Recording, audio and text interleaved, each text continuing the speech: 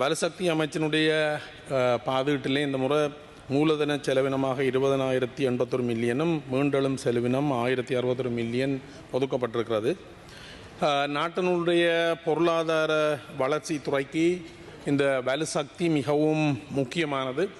ஜனாதிபதி அவர்கள் தன்னுடைய உரையிலே மீள் புதுப்பிக்கத்தக்க வலுசக்திக்கு முன்னுரிமை அளிப்பதாக சொல்லியிருந்தார். அதே போல் உட்கட்டமைப்பு நவீனமயப்படுத்தலுக்கும் இந்த பாதுகாட்டிலே கூடிய பணம் செலுத்துவதாக ஒதுக்கப்பட்டிருக்கிறதாக சொல்லியிருந்தார். அதோடு 2030ஆம் ஆண்டளவிலே வலுசக்தியின் 70% மீள் புதுப்பிக்கத்தக்க வலுசக்தி ஊடாக பெற வேண்டும் என்ற தங்களுடைய திட்டத்தையும் இதற்கு சொல்லியிருந்தார். இதற்காக வெளிநாட்டு உள்நாட்டு முதலீட்டாளர்களை இங்கு வரவேற்பதாகவும் அதே நேரத்தில் இதை நிறைவேற்றுவதற்கான ஒழுங்குபடுத்தல் சட்டங்களை ஆக்குவதாகவும் ஜனாதிபதி அவர்கள் குறிப்பிட்டிருந்தார். இதில் குறிப்பாக புதுப்பிக்கத்தக்க மீள்சக்தி எரிசக்தி என்ற வகையிலே காற்றாலை திட்டம் எங்களுடைய நாட்டிலே குறிப்பாக வடக்கு கிழக்கு மாகாணங்களிலே இந்த காற்றாலை திட்டமானது மிகவும் பாதுகாப்பான புதுப்பிக்கத்தக்க சக்தியை உற்பத்தி செய்யக்கூடிய முறையாக காணப்படுகிறது. இதில் இந்த காற்றாலையின் ஊடாக மிகவும் குறைந்த உற்பத்தி செலவு மாத்திரமல்ல, சுற்றுச்சூழல் பாதிப்பும் மிகவும் குறைந்த அளவிலே காணப்படுகிறது. அதை இதன் தொடர்பாக எங்களுடைய வடக்கு மாகாணத்திலே ஏற்கனவே இந்த காற்றாலை திட்டங்கள் ஆரம்பிக்கப்பட்டிருக்கின்றது, வெற்றிகரமாக இயங்குகிறது. ஆனால் இந்த மன்னார் மாவட்டத்திலே ஒரு காற்றாலை திட்டம் முதலாம் கட்டம் நிறைவுற்ற நிலையிலே 2ஆம் கட்டம் இப்போது ஆரம்பிக்கின்ற நிலை காணப்படுகிறது. அந்த திட்டம் தொடர்பாக மக்கள் பாரிய சந்தேகத்தையும் கொண்டிருப்பதோடு அவர்கள் இப்போது அந்த திட்டத்திற்கு தங்களுடைய எதிர்ப்பை வெளிப்படுத்தி வருகிறார்கள். இதுக்கு மிகவும் முக்கியமான காரணம் என்னென்னு சொன்னால், அந்த வலுசக்தி திட்டத்திலே முதலீடு செய்த நிறுவனத்தினுடைய செயற்பாடு மிகவும் முக்கியமான ஒரு காரணமாக இருக்கிறது இந்த எதிர்ப்புக்கு. அவர்கள் தங்களுடைய திட்டத்தை முதலாம் கட்ட திட்டத்தை நடைமுறைப்படுத்தும் போது அவர்கள் மக்களுடன் வெளிப்படையாக செயற்படவில்லை என்பது ஒரு குற்றச்சாட்டாக இருக்கிறது. அது மாத்திரமில்லை, அவர்கள் ஒரு சில தனியார்களை வெவ்வேறு வகையிலே திருப்திப்படுத்தி இந்த திட்டங்களை முன்னெடுத்து செல்வதற்கான செயற்பாடுகளிலே ஈடுபட்டபடியினாலே மக்கள் பாரிய சந்தேகத்தையும் அதே நேரம் எதிர்ப்பையும் வெளிப்படுத்துகிறார்கள். குறிப்பாக முதலாங்கட்ட திட்டம் மன்னாரிலே நிறைவடைந்த பிற்பாடு அந்த ஏற்படுத்தப்பட்ட கட்டுமானங்கள் முறையற்ற விதத்திலே செய்யப்பட்டதாலே இந்த முறை மழை காலத்திலே அந்த பிரதேசத்தில் பாரிய வெள்ள அனர்த்தம் ஏற்பட்டது. கடலுக்கு வெள்ள நீர் வழிந்தோடக்கூடிய இடங்கள் எல்லாம் தடுக்கப்பட்டு அந்த மழை குறைந்து 2-3 மாதங்களுக்கு அந்த பிரதேசம் வெள்ளக்காடாக காணப்பட்டது. இவ்வாறு பல பிரச்சனைகள் இருக்கின்றது அந்த பிரதேசத்திலே. கௌரவ அமைச்சர் அவர்கள் இது தொடர்பாக கவனம் செலுத்துமாறு உங்களை தயவாக கேட்டுக்கொள்கிறேன். அது மாத்திரமல்ல, இது ஒட்டுமொத்தத்தில் இந்த திட்டம் நாட்டுக்கு ஒரு பயனுடைய திட்டமாக இருந்தாலும் கூட அந்த பிரதேச லோக்கல் பாப்புலேஷனுக்கு அந்த பிரதேசத்தில் வாழுகின்ற மக்களுக்கு இந்த திட்டத்தால் வரக்கூடிய பயன்கள் அவர்களுக்கு கிடைக்கவில்லை. அதில் குறிப்பாக இந்த கோஆபரேட் சோஷியல் ரெஸ்பான்சிபிலிட்டி அதற்கூடாக அந்த மக்களுடைய அந்த சமூகத்துக்கான பங்களிப்பு முறையற்ற விதத்திலே பகிரப்படுவதாக பாரிய குற்றச்சாட்டு சொல்லுகிறார்கள். அந்த கோஆபரேட் சோஷியல் ரெஸ்பான்சிபிலிட்டிக்கு ஊடாக அந்த உள்ளூர் மக்களுக்கு பல வேலை வாய்ப்புகளை வழங்கியிருக்கலாம்.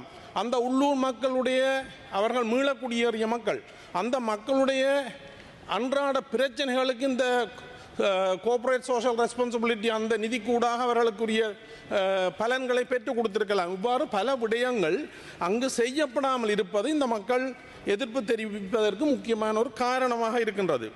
ஆகவே கௌரவ அமைச்சர் அவர்கள் இது தொடர்பாக உங்களுடைய கவனத்தை நான் கோருகிறேன். அதே போல் இந்த குறிப்பாக கூரை மீது பொருத்தப்படுகின்ற சூரிய மின்கலத்தினாலே உற்பத்தி செய்யப்படுற மின் தொடர்பான பிரச்சனைகள் காணப்படுகிறது. எங்களுடைய பிரதேசம் குறிப்பாக வடக்கு கிழக்கு பிரதேசம் சூரிய மின்சக்தி மூலம் பெறப்படுகின்ற மின்சாரத்தை பெறக்கூடிய பெரிய வாய்ப்புகளை கொண்ட மாகாணங்களாக காணப்படுகிறது. அங்கு பயிர் செய்ய முடியாத அரசாங்கத்துக்கு சொந்தமான பல வெற்றுக்காணிகள் காணப்படுகிறது. அங்கே சோலார் ஃபார்ம்ஸ், இந்த பெரிய சோலார் திட்டங்களை பயன்படுத்துவதனூடாக, முதலீடு செய்வதனூடாக உள்ளூரிலே வாழுகின்ற மக்களுக்குரிய தொழில் வாய்ப்புகளை பெறுவதோடு மாத்திரமில்லாமல் நாட்டுக்கு தேவையான மின்சக்தியை பெற்றுக்கொள்ளக்கூடிய வாய்ப்புகள் இருக்கின்றது. நான் நினைக்கிறேன் இந்த அரசாங்கம் அதற்குரிய நடவடிக்கையை நிச்சயமாக எடுக்கும் என்று நான் நம்புகிறேன். ஆனால் வீடுகளினுடைய கூரைகளிலே பொருத்தப்படுகின்ற சூரிய மின்கல திட்டம் இப்போது எங்களுடைய பிரதேசங்களிலே நிறுத்தப்பட்டிருக்கின்றது. அதற்கு பல காரணங்கள் சொல்லப்படுகின்றது. மக்கள் இந்த திட்டங்களை தங்களுடைய கூரையிலே நடைமுறைப்படுத்துவதற்கு மிகவும் ஆவலாக இருக்கிறார்கள். இதன் மூலம் அவர்கள் நிரந்தரமான ஒரு வருமானத்தை பெற்றுக்கொள்ளக்கூடியதாக இருக்கும். அவர்கள் மின்சாரத்துக்காக செலுத்துகின்ற நிதியை மிச்சப்படுத்தக்கூடியதாக இருக்கும். இவ்வாறான ஒரு சந்தர்ப்பம் இருக்கின்ற போது அந்த பிரதேசங்களில் உள்ள மக்களுடைய குறையாக இருப்பது என்னென்னு சொன்னால், முதலாவதாக அப்படியான திட்டங்களை வேண்டி மின்சார சபைக்கு செல்லும் போது மின்சார சபையிலே சொல்லப்படுகின்ற முதலாவது காரணம் அந்த டிரான்ஸ்ஃபார்மர் கெப்பாசிட்டி இல்லை என்று சொல்லுகிறார்கள். அந்த பிரதேசத்துக்குரிய டிரான்ஸ்ஃபார்மர் கெப்பாசிட்டி காணாது, ஆனபடியால் உங்களுக்கு இந்த கூரை மின்சாரத்தை பெறுவதற்கு, சூரியகல மின்சாரத்தை பெறுவதற்குரிய அனுமதி தர முடியாது என்று சொல்லுகிறார்கள். என்ன ஒரு முக்கிய பிரச்சனை சொல்லப்படுகிறது என்னென்னு சொன்னால், இந்த கிரிப் கெப்பாசிட்டி.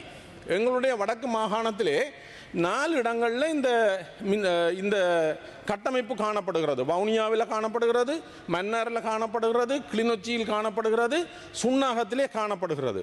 ஆனால் இந்த 4 பிரதேசங்களிலும் உள்ள கிரிட் கெப்பாசிட்டி காணாது என்று சொல்லுகிறார்கள்.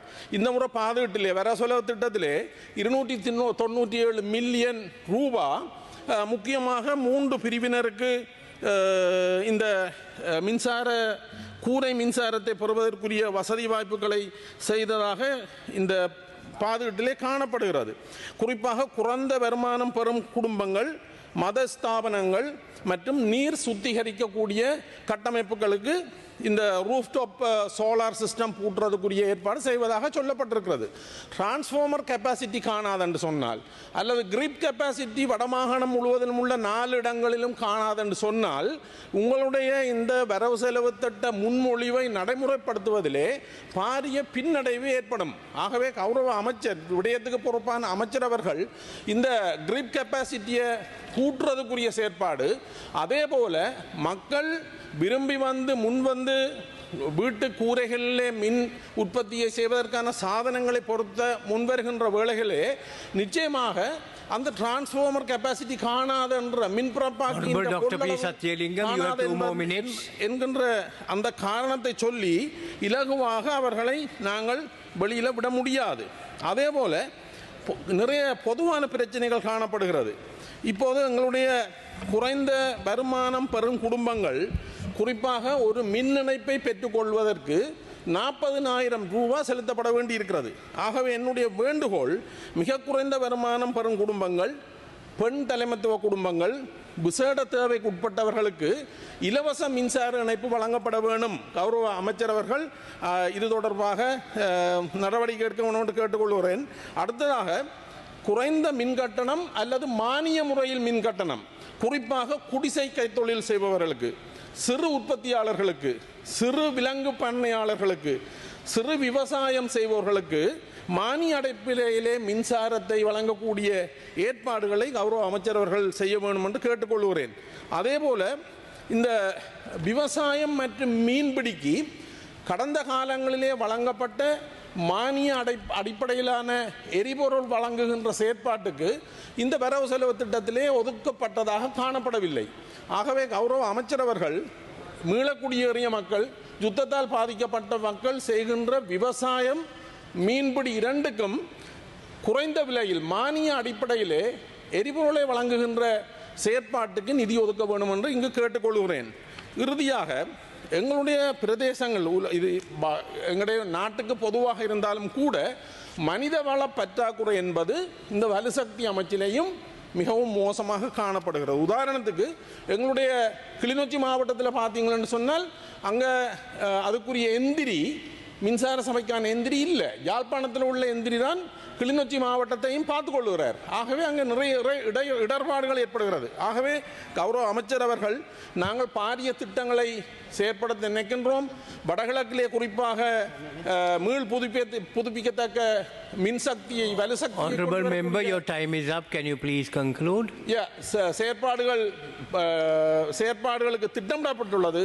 ஆகவே கிரவுண்ட்ல இவ்வாறான செயற்பாடுகள் Interpretation නෑ ගරු කතානායකතුමනි. Tamil to English.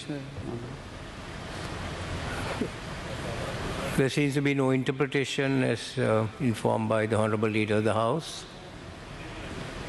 ஆகவே கௌரவ அமைச்சர் அவர்கள் இந்த செயற்பாடுகளை கவனத்தில் எடுத்து நடைமுறைப்படுத்த வேண்டும் என்று கேட்டு நன்றி குறிப்பிடுகிறேன். நன்றி, வணக்கம்.